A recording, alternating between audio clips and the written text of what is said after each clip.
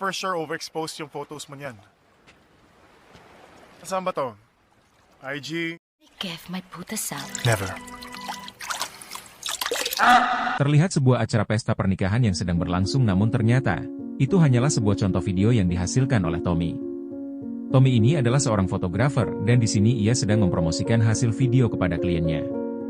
Setelah berbincang cukup lama, akhirnya kliennya setuju untuk menggunakan jasa Tommy di pernikahannya nanti. Saat malam, Tommy merayakan ulang tahunnya yang ke-40 bersama teman-temannya di sebuah hotel dan ternyata sang istri turut hadir memberikan surprise pada Tommy. Istri Tommy bernama Kania dan dia adalah seorang pramugari. Saat itu Tommy pun tak menyangka jika Kania ada di sana. Karena seharusnya, Kania bekerja mengingat padatnya jadwal dalam pekerjaannya. Tanpa berpikir panjang mereka langsung ke belakang melakukan kegiatan. Singkat cerita, Tommy dan rekan kerjanya mulai bekerja untuk pemotretan di acara kliennya. Di sini terlihat asisten Tommy begitu ceroboh karena menyimpan tas yang berisi file kerjanya di pinggir kolam. Tak lama kemudian ada seorang anak kecil yang menendang tas itu sampai tenggelam. Dan benar saja, hasil pekerjaan mereka pun menjadi sia-sia karena kecerobohan mereka.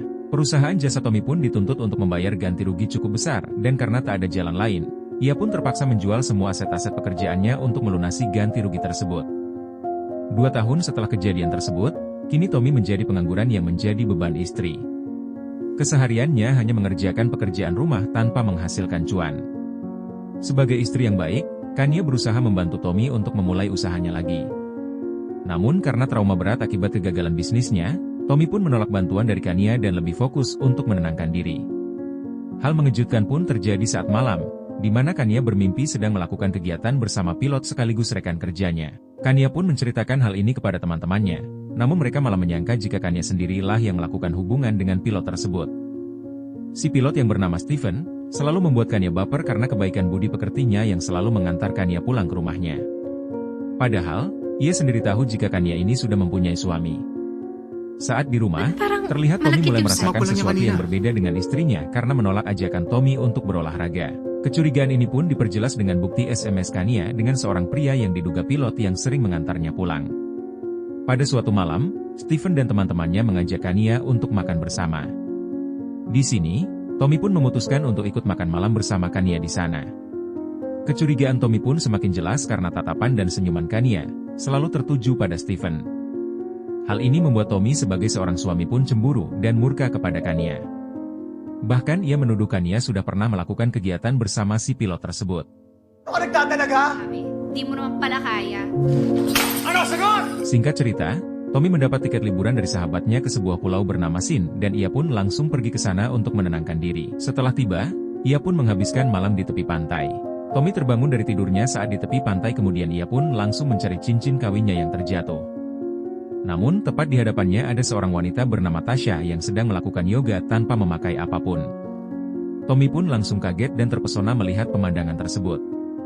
Tasha yang mengetahui hal tersebut langsung marah kepada Tommy karena dia sudah mengganggu aktivitas yoganya. Hoy! Sinira mo yung pag-yoga ko, ha? Ketika malam tiba, Tommy bertemu kembali dengan Tasha di sebuah kafe, dan di sini ia pun mengetahui jika Tasha seorang desainer yang sedang liburan di pulau itu. Di kafe itu, Tasha menari-nari di hadapan Tommy hingga membuatnya kagum dan terpesona. Kini semakin hari hubungan mereka pun semakin dekat dan sering bertukar pikiran tentang kehidupannya masing-masing. Para sa amin dalawang mag-asa.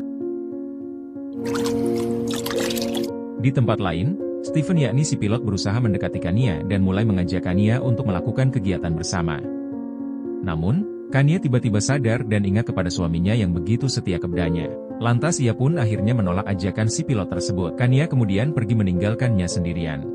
Sementara itu, Tommy dan Tasha benar-benar menikmati kebersamaan mereka di mana mereka sering berolahraga bersama tanpa mengenal lelah. Bad trip ko pa sa akin?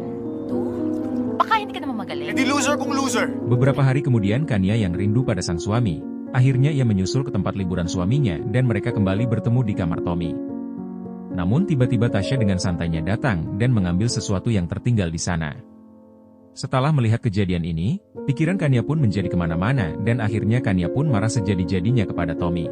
Di tempat lain, Tasha pun marah tak karuan karena cemburu pada Kania walaupun tahu jika Kania adalah istri Tommy.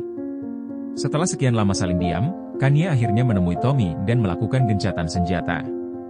Namun tidak bagi Tasya yang masih mencari informasi mengenai Kania. Ia dengan sengaja ikut grup yoga yang diikuti oleh Kania dan hal ini membuat Kania merasa risih akan kedatangannya. Kania memberitahu Tasya untuk tidak mencampuri rumah tangganya, namun Tasya malah merasa tertantang untuk terus mendekati Tommy. Keesokan hari Tommy menerima paket yang berisi sebuah kamera. Awalnya ia mengira jika paket tersebut dari istrinya. Namun ternyata, paket tersebut dari Tasya.